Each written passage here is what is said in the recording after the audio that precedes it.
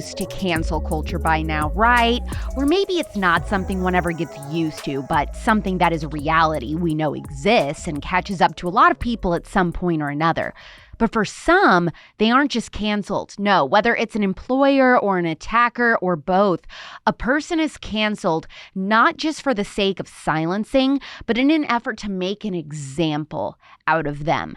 Today's guest took on perhaps the biggest bully in entertainment. Actually, it's possible it's one of the biggest bullies in America, the world. Disney. I think Disney just thought, you know what, we can just make her go away for good, but that's just not who she is, because she's a fighter. Literally, I mean, she had an extensive career as the face of women's mixed martial arts, and then retired from that MMA career, and then went on to become a beloved star in Disney's The Mandalorian as Cara Dune. Obviously, I know you already know who the guest is. When she began to be more and more outspoken with her conservative beliefs, Disney cut her from the series despite how much her acting chops contributed to the show's success. Since then, she's continued to speak out about issues she's passionate about while creatively pursuing acting on Daily Wire projects, most recently Terror on the Prairie. So please help me in welcoming the fabulously talented Gina Carano to The Spillover. Can we just start with what your day has looked like today so far, Miss Gina Carano? Because this is what the people want to know. Like, what is a day-to-day for a celebrity really like? What time did you wake up? Did you have breakfast? No, so I had a lot of interviews to do today. I went to the Daily Wire. I'm in Nashville at the moment. And let's see, no breakfast because I get nervous for interviews. So if I put anything in my stomach, then it gets fun. So I just kind of, whenever I'm nervous, I keep all food out of my stomach. I go into hair and makeup around like 8 this morning. And then I just kind of cycled through. I talked to Ben Shapiro. I talked to Brett Cooper. And I did the sports show over at the Daily Wire. And it's such a cool place. I don't know if you've ever been there, but it's a really refreshing office. It's really cool. They've got hair and makeup. They've got stylists that like take care of you. It's such like a legit office. Oh, yeah. I've heard really good things about it. And that Candace Owens team, I mean, she's got like 80 people on her show alone, even people that will like fetch her snacks or whatever. Wardrobe, like you're talking about. It's very, very much the real deal because people think, oh, it's a conservative-owned media company. You know, it's the slums. It's not the slums. No, it's It's professional. It's like, it's pretty like cool, actually. It feels really good because everybody there has their own studio and they're there to work and they're like, it just feels like a little mini news studio. Well, I love hearing that from you because then I always know what to tell my bosses that I need for the Spillover politics. Yeah, where are you at? What is yours? Are you in your home or are you in a... No, I'm at our Turning Point headquarters in Phoenix, Arizona. That's where the Turning Point at HQ is. So far from Nashville. Oh my goodness. Yeah. I'm in Arizona all the time. Well, Scottsdale has the best spas and all of that. So, okay, that's good to know. Yeah, what about like lashes? Where do I get some good lash attention? Oh, I can hook you up with that. Pretty much everyone that I see in Scottsdale is conservative too, which is really fun. I really like to try to find the people that I can support that share my viewpoint. And I know, and I'm surprised that you say that you get nervous doing interviews because I think that with everything that happened with you in The Mandalorian, people think of Gina Carano and think this girl is balls to the wall, so brave. She's never scared. Oh my gosh, I'm scared all the time. I'm like one big ball of like, oh crap, what is through that door? I don't know, but I have to walk through it. And I do. That's all I do is I walk through doors and I'm scared and then crazy stuff happens and I get through it. Well, before we get into the Mandalorian stuff and the controversy with that project, I got to ask you, how would you describe yourself in your own words? I'm very shy, introverted, and passionate, artistic, stubborn a little bit, but I can be easily, if you make me laugh, then I'm not stubborn at all. Yeah, I'd say physical, all of those things. Well, yeah, physical, because I didn't even know this until recently because I'm so not in the know in the MMA world, but you were an MMA fighter. And so I wanted to ask you growing up, is that something that you were like, oh, yeah, I love to fight? Like, I'm getting fights at school, all this kind of stuff. How in the world did that happen and then transition into acting? Well, I'm the middle of three girls, and so my dad didn't get his son, so I basically was the tomboy. But like a tomboy at a time where it wasn't cool to be a tomboy, like legitimate tomboy.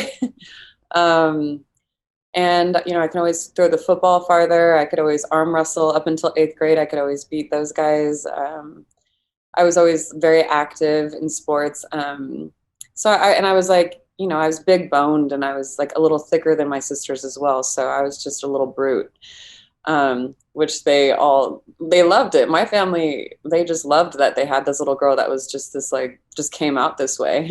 Yeah.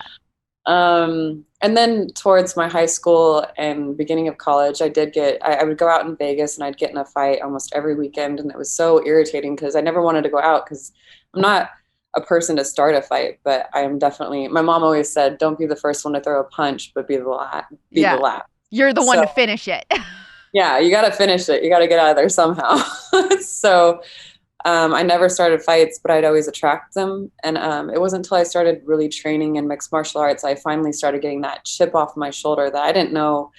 Introverts, sometimes they seem like they have a chip on their shoulder when really they're probably just nervous to be in the room, So I started getting that chip off my shoulder and I stopped getting in fights and I was training and then I started, fighting professionally. And then my life just took off. So that's how that, yeah, but I got in a lot of fights when I was growing up. I don't know how anybody avoided them. Did you ever get in some fights No, when you were are you growing kidding? You can't really see me, and we've never met in person. But I am 5'4", like 98 pounds. I am the tiniest, up? skinniest. You're so I have a diet of exclusively chicken nuggets. My insides are probably tar. Like I wouldn't last a second. yes, you would. You just have to know what to do, Well, all tiny like that. I would need to be trained by somebody like you that knows what's going on. And I know that some conservatives were wanting me to ask you about your time with Strike Force and Elite XE and to explain what the difference is between those for people that don't know. They were just two different fight promotions. So I believe I started with Elite XC and then moved in, and it's just a different fight promotion. So that you've got UFC, you've got Bellator, you've got just one championship. You've got a bunch of different fight promotions, and so Elite XC was the first ones to really like headline females, and then Strike Force took it over. So Elite XC is where I started. What do you think is the biggest difference? I mean, the disadvantages, if there are any, that female fighters have compared to male fighters?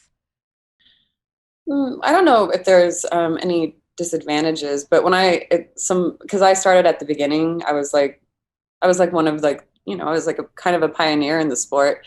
And it was so funny. We'd have like the judges come back and the judges and the referees and like the athletic commission, they come back and they're like, well, do we put anything over her chest? And, is there a chest plate or something? And I'm Yeah. like, no, no, that is going to be so awkward. I won't be able to move. And then like, it was so new to these people. They were like, well, let's just roll up a towel and put it in there. And I'm like, are you What? kidding me? I'm not going to go out there with a rolled up towel down my shirt to protect, like this I'm not going to be able to move. And so really awkward kind of breaking into a new sport as a woman. I went through all of the awkward, like naked weigh-ins out in front of everyone. Now they take them back to the bathroom, but I would Oh have my to like gosh. kind of strip down in front of everybody. Um, and they put a towel up and the towel slipping and there's towel slips and all of that. So it was just a lot being a female, making my way through a very male dominated sport. Did you ever have to fight any guys or only girls? My training partners were all men, because there wasn't that many women my size around to really give me good competition. So I've only ever trained with men, up until a certain point, and then then it started getting really popular, and then there was women everywhere, and it was awesome. And so what was the move of going from that to Hollywood? I was fighting on CBS one night. I think I was fighting Cyborg, and Steven Soderbergh is a well-known renowned director, his wife was watching. He had just gotten fired off of Moneyball because they want to give him artistic control over his, over filming the movie. So he kind of stepped out of that. And so he had some months to spare. And they were watching me fight, and I was losing that fight. But his wife was like, why don't you just make a believable action movie on her, based around her? And so I lost that fight and thought, oh my gosh, like, I don't know what I'm going to do with my life. That did not go the way I thought. And as soon as I was like, a week out, he came out to San Diego and said, I sat down with him and I had like a black eye because I think I took an elbow to the top of my eye. And he said, I'd really like to do a movie with you, and it'll happen really fast or it won't happen at all. And it was 2 days later, he had 2 studios, really into it. And it was just, I guess I was supposed to be there at that moment in time. Yeah, no kidding. There's a lot of parallels between your story and there's a lot that I see in you that reminds me of myself, because I was working in a super, super left wing industry. I was working in pop radio, mainstream media, and then transitioned into conservative media. And so for me, I started feeling the temperature rising after Trump was elected. I could feel the temperature rising behind the scenes of just, it was getting harder and harder for me to breathe, knowing that I had the beliefs that I had. What were you experiencing in Hollywood up until the point of all the drama with Disney that you were like, okay, I can feel the tides turning. It's getting a little bit uncomfortable for me? To be honest, I'd never been political in my life. I've never even voted before 2020.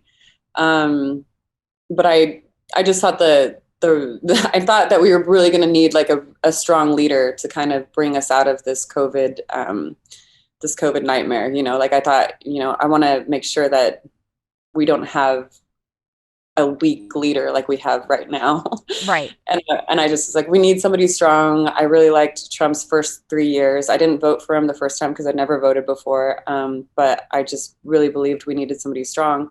And so I made it a point to vote. And it wasn't until I just started getting like shoveled into like this like side. And I was like, okay, why are we all picking so many sides here? Like, what are we doing? Everybody can be passionate about who they're voting for. And nobody has to be this like white supremacist because you're voting a certain way because you feel that that's the way that would help our country the best. We all have different thoughts of how that can happen. And, I'm happy I voted that way. I mean, looking at the world right now, I think we're suffering the consequences of, people not voting that way. So. Yeah, 100%. Okay, so when you got involved in the Mandalorian project, I mean, that was an absolutely huge moment. And then obviously now they're about to go into their third season. Do you still watch, or do you feel like it's too painful to consume any Star Wars content at this point? No, I don't. I don't watch. That's just like it just feels a little bit sore. I mean, until it stops feeling sore, then I'll probably just not watch any of that.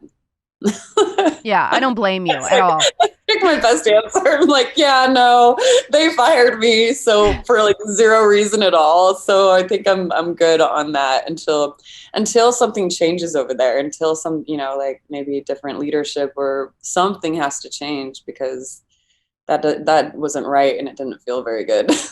How big it was? How big of a diva was Baby Yoda on set? I mean, just a disaster, hard to deal with. The best. And I adored it. I absolutely, that little thing is the cutest thing in the world. It's so cute. It actually, like, even when you're like sitting there acting next to it, you're just like, dang, it's so cute though. Like, I want one. I want a baby if it looks like that. No kidding. Well, okay, so here's the thing. When you found out that they were firing you, did it seem like a prank at first? Because I would have been like, yeah, LOL, no way. No, it just felt because tensions and emotions were so high. It's hard to think back at 2020, but everything you did, everything you liked, they were just like all over me. I felt like I couldn't move or breathe without them calling me about, oh, did you like this? And I'm like, did I like that post? Like, yes. Am I not allowed to? I didn't know if we lost freedom of speech or freedom to like things when we signed on to this project. So it was just kind of really odd, all of the behavior that was happening. And it wasn't a shock because I'd seen how catty and how immature this company was acting. And I was like, I mean, it's obviously a shock. It killed me inside when it came out. But at the same time, I was starting to get to know how ugly things were because they'd been like that for a year with me or longer. And I was like, oh, you know what? Maybe this isn't for me. You know, maybe this is a blessing because if I can't even breathe or say what I believe in without having all of these people whine and complain and want me to get on Zoom calls with 45 people because I booped a couple people online, like, yeah, maybe this isn't for me. When it first happened and the announcement came down, was your reaction to kind of stay in bed, regroup, cry it out, and then get it together? Or were you immediately like, what's my next move? No, it was definitely like, all right, that's a real moment of, you know, you just kind of like lay in bed and cry Yeah, you got to and grieve it. cry, like, hysterical crying like a child, just like, oh man, like everything I've worked for, 10 years of fighting, 10 years of acting, and this is where we're at. And it's like, it's like I've had a massive Hollywood breakup in front of everyone. I've gotten my ass beat on television, like I've had a lot of moments where that hurts, but I've never in my life been fired. I've always, you know, been really like I've been really a good worker.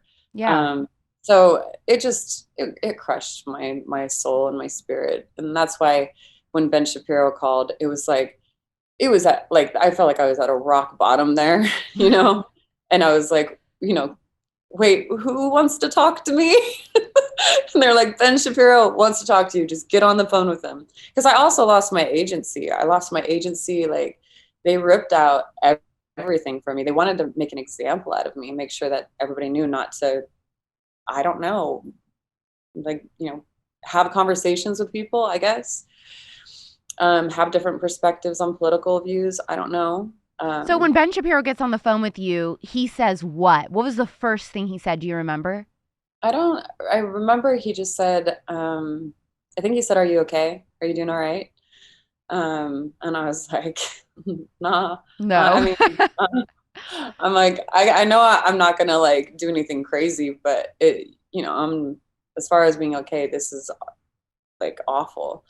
And he was like, okay, well, look, this is what we really want to do. We want to, hit back hard in the next, 36 hours. We need to have an announcement that says that we're doing something together, that we're going to do a movie. And I was just like, oh, yeah, okay. And he's like, we have to punch back. Are you willing to do that? And I was like, yeah, absolutely. Absolutely. And I knew I was going to still have to feel that hurt and that pain, but it definitely was it was a really good phone call.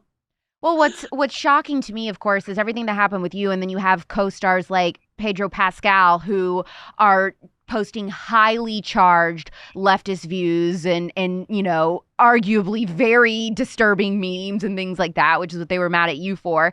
Yeah. And he's expressed those online. So are you ever resentful of the hypocrisy of Disney to praise him and yet condemn your views as unacceptable? Well, I think that's why things were so because everybody in Hollywood that had the, let's say, right perspective on who to vote for. They were all over the place. They were getting naked. They were doing they were passionate. For 4 years, they were up on Trump's, like threatening his life. So this side of Hollywood had already set this precedent that this was okay to be passionate politically. And then when I'm passionate politically, which I was barely, nobody even knew for a fact who I was voting for. I was just kind of saying, maybe it's okay to ask questions and to vote differently. They instantly just snatched me away and took everything away. And that's why I think they really, and I've said this a couple of times, but they tried to make an example out of me, and they really made an example out of themselves because, the rest of my co-stars could say whatever they want. It was me that couldn't say anything. I was the only one. And now everybody's afraid to, say something. So they'll just just in order to get a job. They'll just, okay, I'm on this side. And it's just really pathetic, a really pathetic place to be, Hollywood. Like really pathetic. Has Pedro ever reached out to you since your firing? Have you all had any contact at all? Oh, I don't want to, I care too much about Pedro to ever bring him into conversations. I just respect him, and I want the best for him. Do you think that there's still a future where Disney can be redeemed at all, or do you think that they're just too far gone at this point? I think America right now, United States has a really interesting, they're in a really interesting spot. You can vote with your dollars. You can vote with your subscriptions, and it might be hard, but I think we really need to stick to that. And I think we need to remember, what has happened the last 2.5 years, because it's easy to just kind of like, oh gosh, that was tough, and then like carry on. I know for a lot of people like me who had to move cities, who had to quit their jobs, who got removed for like everything and had to start over, we're never going to forget the years of 2020, 21, and 22. And so, yeah, I think that, we just need to remind ourselves when the world starts getting a little bit better, hopefully it will, that what they were capable of doing. And we need to make art, we need to talk, we need to have conversations. We just need to keep everybody reminded of what they were capable of on so many different levels, not even just, with the COVID restrictions and everything, if we don't remember what happened, it's gonna happen again. So we need to be prepared for it. There's a lot of criticism that I think regular, everyday Americans give to actors and actresses and say, well, it's not your job to, use your platform to talk about what you believe and who to vote for and all those sorts of things. What would your response be to that? I think that's a very old-fashioned way of thinking. I think that the shut up and dribble is I never really bought into that. Like, you can learn something from everyone, especially people who have made it to the top of their professions, which is why I always try to remember that, like, that person got there. How did they get there? So I don't subscribe to the shut up and act, the shut up and dribble. I think that's you can learn something from everyone. And I know that people like to just be like, okay, just perform, you're just there to perform this character. And so I respect actors that do that as well. But when I feel like my country is in danger of getting sold out to other countries, and I see my countrymen and women suffering in a way that their jobs are being taken from them and their rights are being taken from them, I think that's the right time to speak up. I think that's when you should speak up, and I did. So I'm not ever going to be sorry about that. Yeah, I love that about you. And I agree with you. The same sentiment. I think conservatives especially are guilty of. We will say that to people if they spout more of a left-wing point of view. But of course, like, everyone adores you on the right, Gina. Everyone adores people like Kanye West or whatever because they, will dare to question things, and then we never have a problem when a celebrity says anything. So I think there's definitely a little double standard there. I think conservatives can be guilty of that.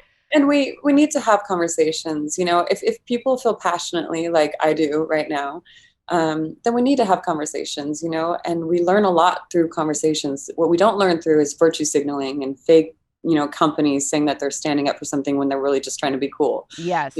I think we learn the most through talking to each other, and I think we'll learn a lot about if we could just get more people from both sides to talk to each other. I think we'll understand that there's a lot more heart and a lot more good people out there than we would think just by looking at the internet. And so I really encourage people to want to do that instead of shutting people up and shushing people. I think that's I think we're over that now. Yeah, I think it's over. And your brand new film with the Daily Wire, Terror on the Prairie, is out. Tell us about the movie. What is it about? Where did you film it? Tell us about your character, all the tea. Okay, so we Terror on the Prairie, we filmed it up in Montana. My character is Hattie McAllister. She is this frontier woman. Here you go, I just got that. And we've got Nick Searcy, who plays Captain, the bad guy. We've got my husband character, Cowboy Cerrone, who plays Jeb. I've got 2 children in it, which I think that that was the scariest part. I'm like, oh my gosh, this lady's going to hand me her baby. But how'd you feel? Were you like, motherhood not for No, me, I'm it's good like, with just the okay, movie? I have to make this look real. I have to look like I know what I'm doing, but at the same time, like I'm comfortable with holding my nieces. But when it's like some, buddy I don't know, and I'm like, oh, geez, give me your baby, and so I'd be so nervous, like, and then of course I'm sure the baby could feel that. So Did you all have to spend time with each other, like off camera, so that yeah, they would feel comfortable with you? yeah, which was amazing. I mean, we had 2 babies on that set, and it was they were the cutest. They were so sweet. So basically, my character's she's the wife, and she's just being rejected from her entire. The land is rejecting her. The kids are mad at her. Her husband's mad at her. Like nothing's going smooth. He convinced her to move out of, St. Louis and out into this Montana area to start a new life. And so he's trying to live his dream. And, I'm sure relationships are like, can we just get back to where it's comfortable? Like, do not want to be out here on this prairie. Like, I want to be in a city. I want to be comfortable. And she's just ready to throw in the towel. And so they're butting heads. And then he leaves to go into town, and 4 outlaws come out her direction. She's just out there alone with herself and the kids. And, then all sorts of problems happen, and I won't tell you the rest of that. But it was a really cool set. Who we attracted, I mean, it was just incredible. We attracted some amazing artists, but when you put us all together and you keep us out there in Montana, we just really formed this incredible bond. And I think that, that really showed on film, like that we were all beating to the same drum on that. And we didn't have any masks, no forced masks, no forced vaccinations. It was a free set. And so I don't know, it feels really pure. It was coming from such a good place that when I watched it, I just feel really good about it. I feel like it came out through our art, that we were just coming from a really honest, good place. And I do think that that happens on sets. And I think that Hollywood's going to struggle with that. If they don't come from a good place, if they're not coming from an honest, pure place, their art is going to suffer. And their artists are going to suffer when they feel muzzled, and they can't talk about the things that mean something to them. So, I mean, art suffers when it's held down. So hopefully, they're going to hold it down enough to where it's just going to explode upwards, and people are just going to break free of this muzzle that's been put on every person in Hollywood. Did you have, after this project with the Daily Wire, did you have any actors low-key text you and be like, hey, on the DL, what is it actually like working for them? Like, was it a good experience? I wish that I could be open about my views. What has been the feedback, even if it was secretive, from people that are still in Hollywood to you? Yeah, I mean, I've been back to LA. I've had meetings with some very high level people as well. And no, there's not one person I've met that thought that this cancellation was deserved in any way. And, people of all every walks of life that, don't agree with me, personally or politically, but they, nobody felt like that was a good look for Disney and, or Lucasfilm. And so, so many people are really curious about this company, Daily Wire, and what they're doing. And so many people are, wanting to make art. They want to be in a good environment, and they want to be free, and they want to do what they want to do. So I think that it's just a matter of creating now. And I mean, every person, there's not been one person that I've spoken to in the last year that has said, yeah, you deserved that, and we question Daily Wire. They're not saying that. They're just saying, like, cool, we're glad this is, like, there's another place to make art. So what's next? Are you taking a break right now, or do you have other projects that are already in the works? So, I'm gonna do this media tour. I have to go to a couple different places. I've got a couple of fan expos, and then I've gotten some offers. But I really want to do something I'm passionate about. I really want to I really want to direct. I really want to produce and direct my own stuff, and give people that are coming to me an opportunity. Because I keep on I produced on Terror on the Prairie, and I was just like dipping my toe in, and now I'm kind of like, okay, I want to throw my whole body in. I just want to just be engulfed in like this movie making process and being more in control of it, because I feel like I've been a part of this, industry for 10 years now, on the highest levels and on the worst levels. And so I just know that, it starts with a good story, and I've got a couple stories in mind, and I'm working on those. And so dream film genre, horror, rom-com, all these different things. What is your dream film genre to direct? Gosh. Okay. So it's either going to be, I really want to do like, Peaky Blinders type. Ooh, yes. Yeah. Because I'm obsessed with like fashion, and I'm obsessed with like hair and makeup, and like, the sets and everything. Oh my gosh. But I'm also obsessed with like the story and the badassery that comes with that. And I just like, I would just die to do something like that. So I'd say that would be like the dream. I can't wait. Well, Conservatives heard it here first, so we'll be looking forward to that. Now, before you go, I do have to ask you, what do you think the conservative movement needs to do to keep our momentum going and winning the culture war? I'd say create. I think more and more people artists need to create, create. Keep your mind open, and I don't know, like when I don't know, like when you look at like art, I don't think a lot of people associate art with being conservative, or, they don't see those two going hand in hand. So I just say, do some honest work and create some cool stuff that lets your soul shine, because what is conservative, and we're all just human beings when it comes down to it. We're just putting a lot of labels on ourselves. And I think that, art is so free that it blinds, it blinds the labels. And so I think that's what people should do. So what you're saying is we need to be creating. So Daily Wire needs to get in the professional fight arena so that you can do your fight with Ronda Rousey.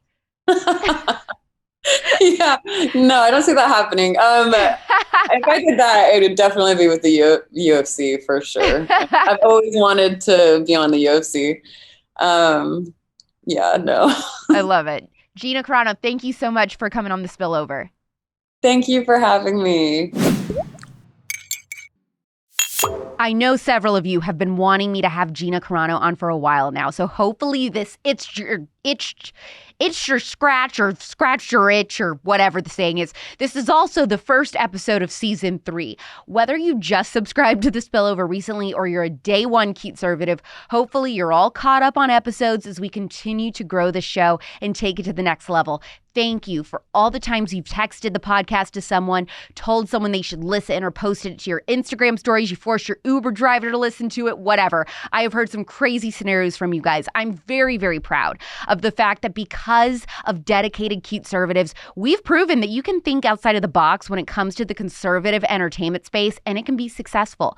If you have a unique story, or you know someone who does and you think they'd be a good guest, DM us on Instagram at Poplitics.